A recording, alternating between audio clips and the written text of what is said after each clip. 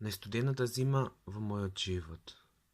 Ете ја повторно зимата, со својата белина го маѓепсува празничното утро. Знаеш, Бела, од секогаш сум се прашувал, како може зимата да е толку сурова, а навидом е толку невина и чиста. Ронењето на снегулките толку тивко и нежно буди задоволство додека ја слушаш симфонијата на дрвата што горат во огнот, а погледот ти е вперен кон прозорецот и се маѓепсуваш од волшебниот танц на снегулките. Тоа чувство ме враќа во детството, кога зимските денови ги минувавме со дедо ми покрај огнот, раскажувајќи ми приказни се додека не ми се приспие. Често знаев да барам нешто друго да ми раскажува, бидејќи повторуваше едни исти приказни и ги знаев напамет.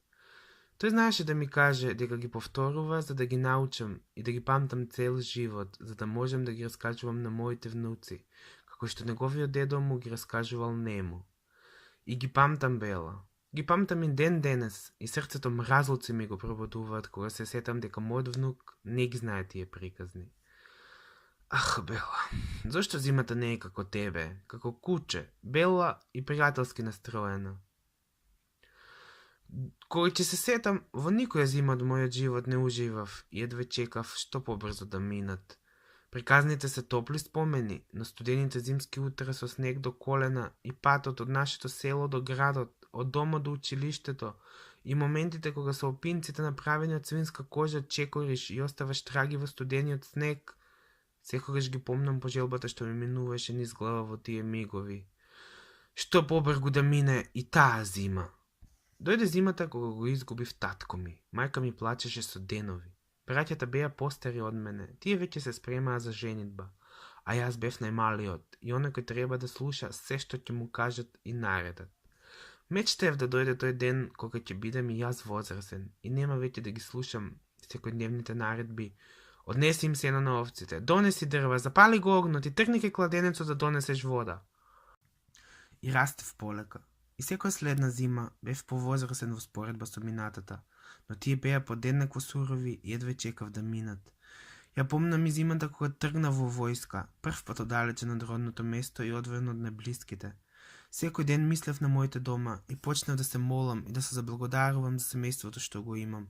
Кога се вратев од војска, се оженив и работев како градежен работник во градот.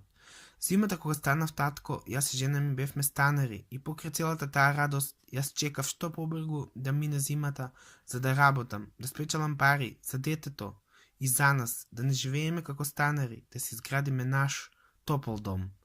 И таа зима мина, како секоја следна, и успеавме да изградиме топол дом врз темелите на сите тешки мигови во животот. Дзрн, некој звони на вратата. Ете го поштарот, звони на вратата. Добар ден, чичко, сретни празници. Фала, младичу, сретни нека се натаби на твоето семејство. Еве, ова е за вас. За мене? Од кого? Не знам, вие ќе се видите.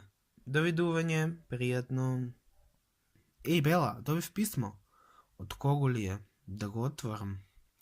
Да видим што пишува во него. Драг тато, среќна нова година и среќен Божиќ. Ти посакуваме да си ни жив и здрав уште многу години. Сите ние сме добри и те поздравуваме. Празниците тука во Германија завршија и сега се враќаме на секојдневните обврски. Сигурно сте видели дека времето е лошо, паѓа снег, патиштата се замрзнати, а и пред неколку месеци се видовме околу погребот на мама, така да решивме оваа зима да не доаѓаме во Македонија. Еве неколку фотографии да го видиш внук ти, колку е порасна за последните месеци. Ти праќа ми пари за да си купиш ако имаш потреба од нешто. Чувај ни се, те сакаме. Ана. Бела, слушна ли што прочитав? Ова сигурно ќе биде најстудената зима во мојот живот.